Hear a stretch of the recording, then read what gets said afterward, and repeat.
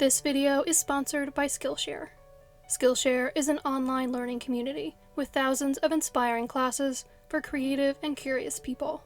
You can of course use Skillshare to learn new skills, but you can also use it to inspire your creativity as you deepen your existing passions. Classes on Skillshare are designed to fit your real life, and many of them are broken into small sections, which allows you to fit learning into your day and stay inspired, even if you only have a small amount of time each day to dedicate to expressing yourself or discovering a new skill. Before I joined Skillshare, I associated it mainly with the more technical classes it offers, on topics like web development and film editing. While Skillshare has many great classes on these topics that help me with my work life, they also offer classes that inspire lifelong learning in my free time as well, on topics ranging from fine art to lifestyle to self-development. Currently, I'm trying to implement what I've learned from Productivity Today, Managing Attention in the Digital Age, a Skillshare original from Kevin Siskar, into my daily life. I enjoyed this class because it provides practical tips in a succinct format. It practices what it preaches, allowing the learner to efficiently gather information without wasting time with a lot of filler. I'm hoping that my experience with this class will help me be productive and not just busy, so that I can create some more free time in my week to take some of Skillshare's more creative courses in topics that interest me outside of work, like watercolor and illustration. Skillshare is curated specifically to help you learn. There are no ads to distract you, and new premium classes are launched regularly, so you can continue to develop the new skills you learn. With an annual subscription, Skillshare is less than $10 per month. In addition, the first 1,000 of my subscribers to click the link in the description will get a 2-month free trial of premium membership, so you can explore your creativity. Please let me know what classes you want to take in the comments. Thank you.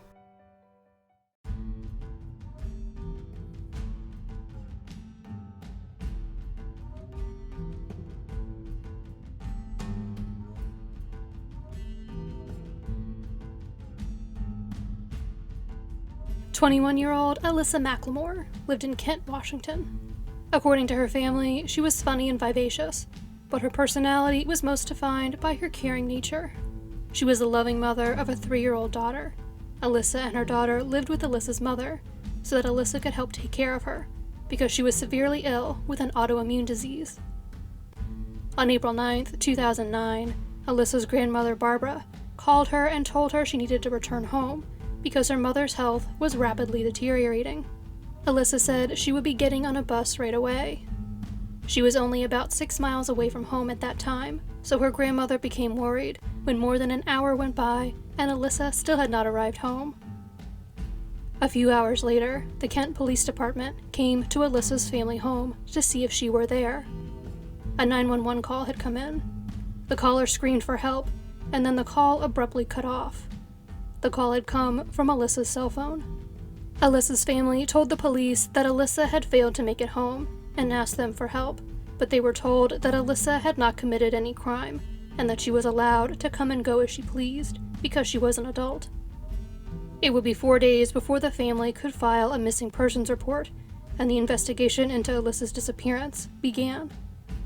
The day before that report was finally taken, Alyssa's mother, Gracie, passed away at the age of 35, unable to see her daughter in her final days and say goodbye.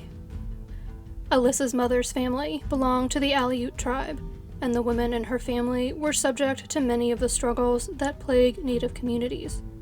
Her mother, Gracie, and Aunt Tina grew up surrounded by substance abuse and violence. Gracie became pregnant with Alyssa when she was just 14, and Tina, who was just 2 years older than her sister, became pregnant just a few months later. Tina raised Alyssa along with her own daughter, while her mother, Barbara, worked to support the family. Gracie was eventually able to complete her GED and attend community college. She suffered from scleroderma, and her condition eventually worsened to the point that she was unable to work. Alyssa also faced difficulties of her own, struggling to support her beloved daughter. She was arrested 4 times for prostitution-related offenses between September of 2008 and February of 2009, a fact which her family believes impacted the investigation into her disappearance. I just kind of feel like they wrote her off as a prostitute, and they probably thought that, she didn't have family, her Aunt Tina told CNN in 2019. There were a few other issues with the early investigation. DNA samples from Alyssa's family were not uploaded to the National Missing and Unidentified Persons System for potential future comparison for 2 years, despite the fact that Washington state law dictates that this be done after a person is missing for 30 days, and in cases where criminal activity is suspected. Alyssa, who is of Alaska Native and African American descent, was also misidentified as Asian in her police report and therefore in the FBI's National Crime Information Center database. The error would not be fixed for 7 years.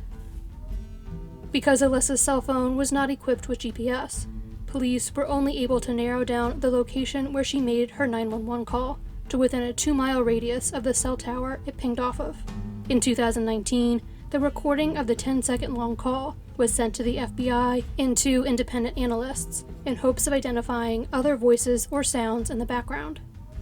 A witness came forward after Alyssa went missing, claiming to have seen her getting into a 1990s model green truck, but it has not been confirmed if this sighting occurred on the day Alyssa disappeared. Alyssa's family worked tirelessly on her case, led by her aunt, Tina Russell.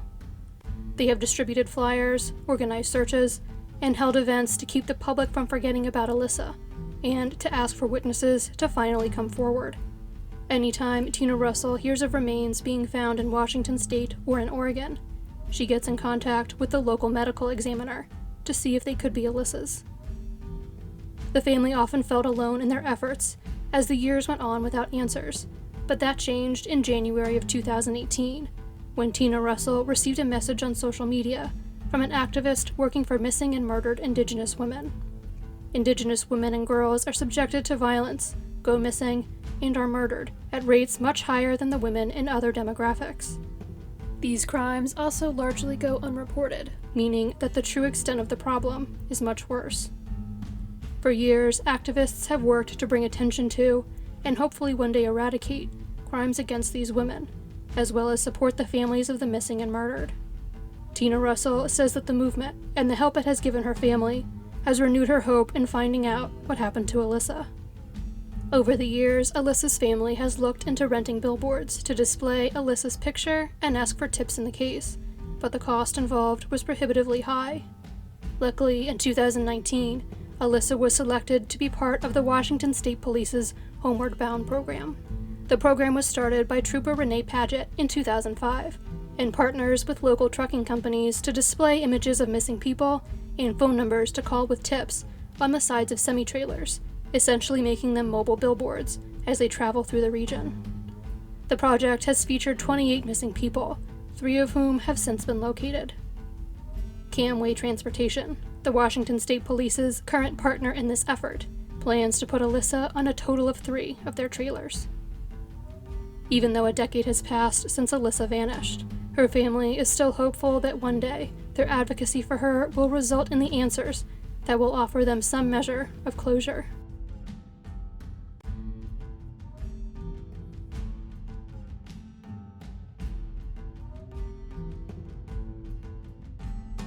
Terrence Woods Jr. grew up in Capitol Heights, Maryland, and was one of 4 children. After graduating from Flowers High School, he enrolled at the Philip Merrill College of Journalism at the University of Maryland. He graduated from the university in 2013 and then moved to the United Kingdom to study at the American International University in London, where he earned a master's degree in international relations. Terrence's former professors described him as bright, driven, and passionate about journalism and visual storytelling. He traveled around the world working on a variety of programs, from documentaries to television shows such as The Voice UK. In 2018, the 26-year-old was working for Raw TV, a London-based production company. That fall, he traveled to Idaho to work as a production assistant on a documentary. He was set to be in Idaho until mid-November, working on the project, but on the morning of October 5th, he sent his father, Terrence Sr., a text message saying that he would be coming home on October 10th. Terrence Sr. was surprised because his son had never come home early from a work assignment before, despite sometimes working in very remote areas with challenging conditions, such as Alaska, where he had previously worked on the Discovery series Gold Rush, Whitewater. Terrence Jr. spent the rest of that day working with the other 11 members of the crew in the remote area surrounding the abandoned Penman gold mine in the Nez Perce National Forest in northern Idaho. Other members of the crew would later report that Terrence had been behaving strangely that day and was unusually quiet. As they were preparing to end work for the day, Terrence abruptly dropped his two-way radio and ran to the edge of a nearby cliff. He suddenly disappeared from view, and the other members of the crew thought he must have fallen. However, when they looked down, Terrence was running down the steep hill below, already 15 feet away from them. Other members of the crew tried to run after Terrence, but he refused to stop, and they eventually lost sight of him in the densely wooded area. Authorities were notified of Terrence's disappearance at 6:41 p.m. that evening, but were unable to begin a search for him until morning. The Idaho County Sheriff's Office, the Idaho Department of Fish and Game, and the U.S. Forest Service were all involved in the early search, but their efforts were hampered by ice and snow. Eventually, conditions improved enough that the Air Force could fly helicopters equipped with infrared over the area. The Sheriff's Department in neighboring Clearwater County sent search dogs to help look for Terrence, and several local search and rescue groups also aided in the effort. A week after Terrence disappeared, the search for him was scaled back. According to the Idaho County Sheriff's Office, this was because no leads were obtained from the previous 7 days of searching, and no signs of Mr. Woods have been located in the search area or the expanded search area. Terrence's parents, Valerie and Terrence Sr., flew to Idaho to help look for their son. While they have praised the efforts of most of the law enforcement officers involved in their son's case, and the local search and rescue groups who helped look for Terrence, they quickly took issue with Idaho County Sheriff Doug Giddings. When they met with him, Valerie asked him what other options they had for the search. His response was, "What are you supposed to do for someone who does not want to be found?" Terrence and Valerie were upset by this, because the sheriff had no way to prove that Terrence was trying to avoid being located. It was also suggested to Valerie and Terrence that their son ran off because he had some sort of panic attack. They do not believe that this is the case, because Terrence had no history of any sort of mental illness. Terrence Sr. is highly skeptical of the account the other members of the film crew provided. He believes that his son saw or heard something he should not have during the shooting of the documentary. He also believes that his son was not found during the large-scale search because his son was no longer in the woods. Someone had taken him elsewhere. Sheriff Giddings maintains that there are no signs of foul play in the case. Despite the lack of progress in the case, the Woods family has vowed to not give up until they find answers about what happened to Terrence.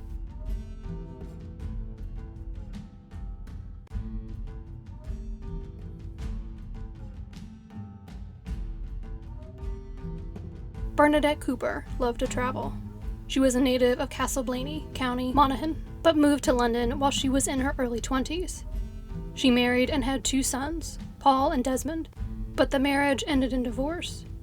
She and her ex-husband shared custody of their children. By the late 1980s, Bernadette had remarried and had another son, Stephen. She and her husband Brian wanted to live abroad, somewhere warm and sunny, and therefore were living in Spain on the Costa del Sol. They ran a pub called Molly Malone's in Benalmádena. Bernadette's personality made her well suited for the work.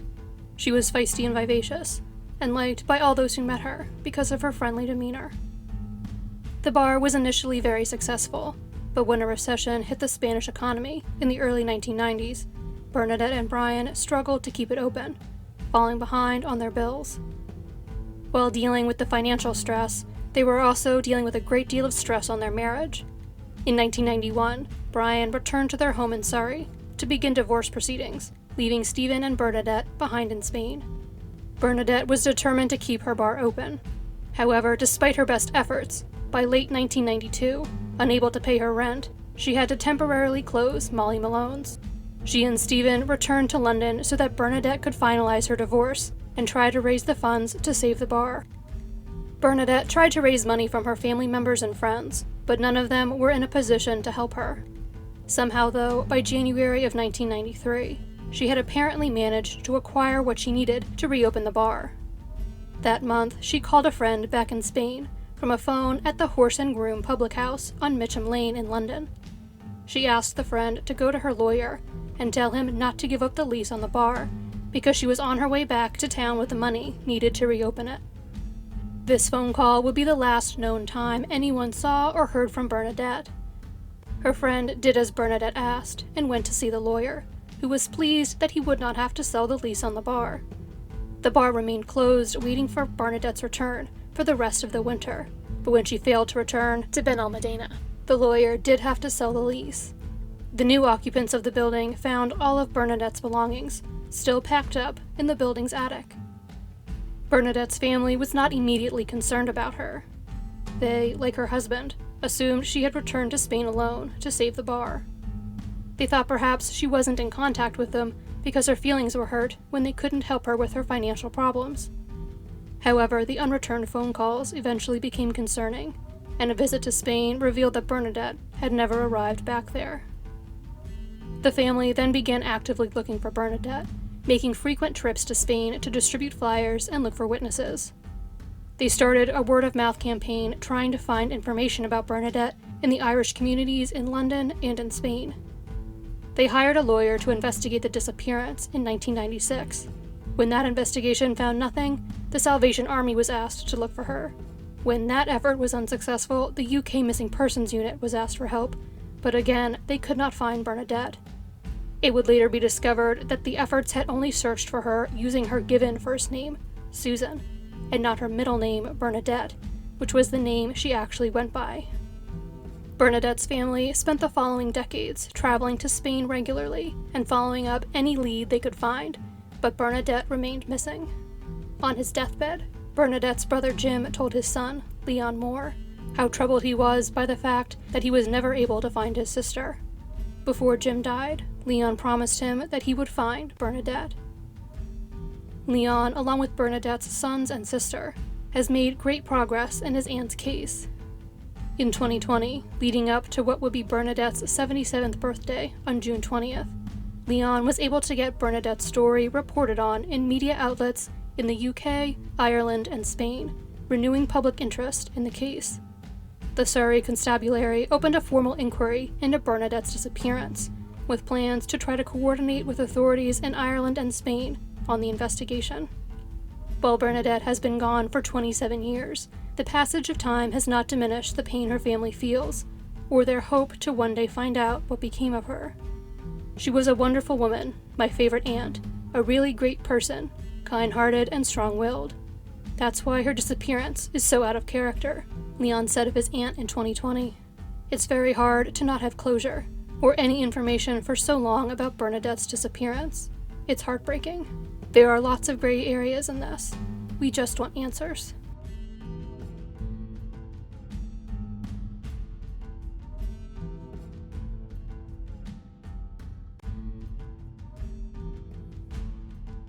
"21-year-old Roy Gregory Brooks, Jr., who went by Greg, lived with his family in Castleberry, Florida.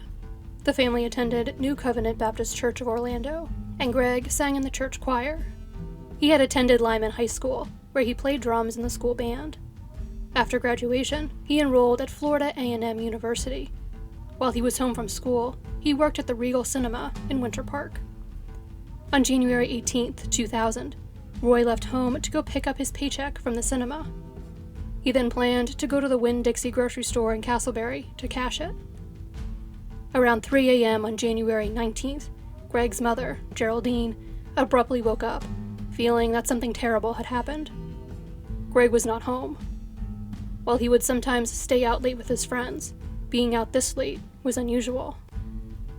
An hour and a half later, Greg's black 1992 Honda Accord was found parked near an exit ramp for Interstate 75 in Sun City, Hillsborough County, in an area that at the time had not yet been developed. A trooper from the Florida Highway Patrol saw the car and tagged it as a disabled vehicle. It would later be found that there was nothing mechanically wrong with the car, and it was fully operational. When Greg was still not home later in the morning, Geraldine Brooks called police to report him missing. The Brooks family did not learn that Greg's car had been found until 2 days later. The car is the main piece of evidence in Greg's case, but also a source of great confusion. The vehicle was taken in to the Seminole County Sheriff's Office for processing on January 27th, but Greg's father had been allowed to drive it back to Castleberry before it was taken in. The fingerprint report from the car stated that the only fingerprints found inside the car were Greg's. The Brooks family, of course, expected Greg's father's fingerprints to be in the car, as he was the last person to drive it. Furthermore, Greg would routinely give rides to all of his friends, but somehow none of their prints were found either. Geraldine Brooks became frustrated with the way her son's case was handled from the very beginning. Police told her that her son had simply run away, and she has argued that this belief prevented them from investigating Greg's case properly. She argues that Greg had no need to run away, because as a 21-year-old man, he could have packed up and left home at any time he wanted. Furthermore, he did not have any of his clothes, belongings, or medication with him when he disappeared. He also loved his car too much to simply abandon it along the side of the road. Authorities also failed to go to the Winn-Dixie where Greg cashed his check the night he went missing, early enough in the investigation. A receipt found in his car showed that Greg had made it to the store and cashed his $200 paycheck at 6 p.m. By the time police did go to the store several weeks later, the surveillance footage from that evening had already been taped over. The investigator currently assigned to the case, Castleberry Police Department Detective Thomas Graffey, believes that the original detectives did what they could with the limited amount of information available. It seemed like they followed whatever breadcrumbs they had at the time, he told the Orlando Sentinel in 2020. No one had cell phones or social media, so it was a little bit harder to track people back then. They just needed to do what they could. Greg's family has been actively looking for him on their own since he disappeared. Geraldine tried unsuccessfully to get her son's case covered by the local media in hopes of finding witnesses. The family distributed flyers, hired a private investigator, and followed up on potential sightings of Greg in 3 states. Geraldine keeps a spiral notebook full of her notes and developments in the case, including the names of all the numerous detectives assigned to the case over the years. She still keeps Greg's Honda Accord parked in her driveway, 20 years after he went missing. Originally, she wanted to hold on to the car in case it could provide further clues in Greg's case, but now it mainly just serves as a reminder of him. Greg went missing the day before his younger brother Jermaine's 16th birthday. Jermaine looked up to his older brother, and his disappearance affected him greatly. Jermaine had been an excellent student, but his grades plummeted after Greg went missing. Today, he has a 4-year-old son, who has never gotten to meet his Uncle Greg.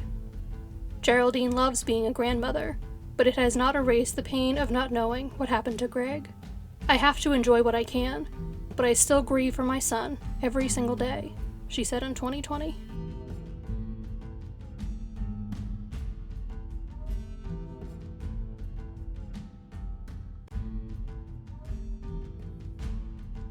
Ashley Simpson was born in Calgary, but lived and worked all over Canada. She loved the outdoors and enjoyed hiking and gold panning. She was able to explore a large area of the country because she traveled around with her father, John, who worked as a cook at various mines and hunting lodges, and was training Ashley in the profession. While Ashley did not necessarily have a passion for being a cook, she loved being able to travel and work with her father. She got along well with her other co-workers and with customers. In February of 2016, Ashley moved into a trailer on Yankee Flats Road near Salmon Arm, British Columbia, with her boyfriend, Derek. On April 27, 2016, the couple got into an argument about finances. Ashley had plans to travel to Ontario to see her family. She was going to attend her sister's baby shower and then go to work with her father for the summer. However, there was no money for her to use to make the trip. After the argument ended, Derek went inside their trailer and went to sleep. When Derek woke up the following morning and Ashley was not there, he was not immediately concerned, because he assumed someone had given her a ride into town so she could start making her way to Ontario. However, Ashley never got in contact with her family or arrived home. She was reported missing on April 30th. Authorities had few leads in the early days of the investigation. The first potential piece of physical evidence was not found for 2.5 years. On October 9, 2018, Ashley's Ontario photo identification was found inside a sewage vacuum truck used by the Sasquatch Crossing Lodge in Pink Mountain, British Columbia, while its tank was being cleaned. Pink Mountain is roughly 800 miles north of where Ashley was last seen. The ID was not highly discolored, and appeared as though, however it ended up in the tank, it had not been there for very long.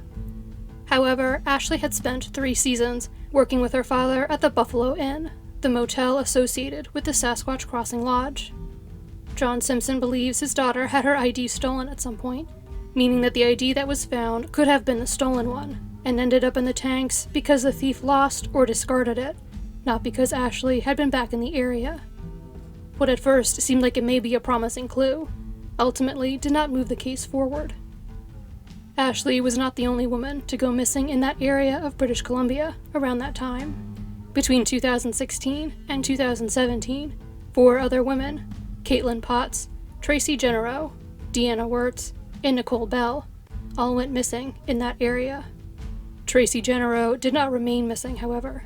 In November of 2017, the Royal Canadian Mounted Police located her remains during a search of a farm located between Vernon and Salmon Arm, British Columbia. The RCMP searched the property for more than a week after they found Tracy, leading to speculation that they may have been looking for the remains of the other missing women. The farm was owned by the parents of a man named Curtis Sagmoen, who has since been charged and convicted on charges stemming from violent attacks against women. He so far has not been formally linked to the disappearances of any of the women or Tracy Generow's death. When their daughter first went missing, Cindy and John Simpson considered all of the possibilities. She could have been trafficked or kidnapped and held against her will. However, based on the passage of time and their conversations with the RCMP, they believe that Ashley is most likely not alive. "I know somebody took her life, and I know that people know about it," Cindy said in 2020. "Somebody knows something. There is more than one person who knows, and they are being quiet." Even if Ashley is deceased, her family wants to bring her home to lay her to rest. John Simpson has made multiple trips to British Columbia to look for her, depleting his life savings in the process. During one of these trips, in the spring of 2017, John planned on searching for his daughter's remains along the banks of the Salmon River. Unfortunately, the river had recently flooded, and the area was not safe to search on foot. John then had the idea to use drones in the search. He spoke to some friends he had made in the area, who were able to put him in contact with a 14-year-old who had multiple drones. John hired the boy to search the riverbanks from above with his drones, and while Ashley was not found during this first set of drone searches, the experience showed John just how useful drones could be in cases like his daughter's. The Simpson family had already been raising money for women's shelters following Ashley's disappearance.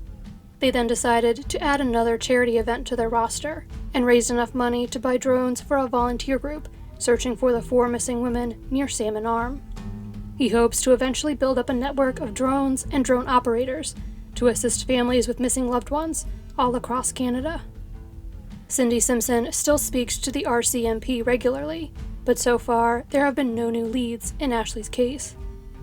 "All it takes is somebody to say enough is enough and call the RCMP," Cindy said in 2020. "Just make at least one family's life a little better. It will never be the way it was, but it could be a little better by having Ashley home and resting with her family, where she belongs." John Simpson's uncle is offering a $10,000 reward in Ashley's case.